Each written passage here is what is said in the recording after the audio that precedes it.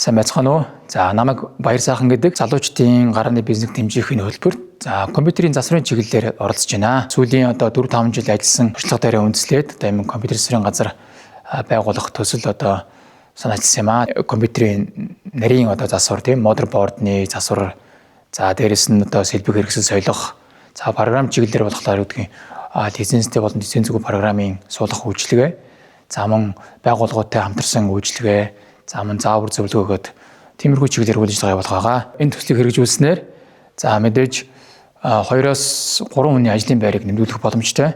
Мөн дээрэс нь төслөөр шаардлагатай нарийн онцлогооны тоног төхөөрөмжийг мөн авах шаардлагатай байгаа. Тэгээд миний нэг анзаарснаар болохоор коллежид болохоор мэдээлэл технологийн оюутнууд байгаа ч гэсэн дадлагын бас хийх орчин аягүй тутмаг санагдсан.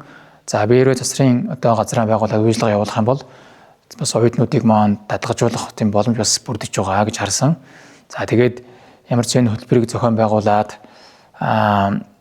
төслийг хэрэгжүүлж байгаа хамт олонд баярлалаа. Миний төслийг дэмжээрэй гэж хүсэх байна.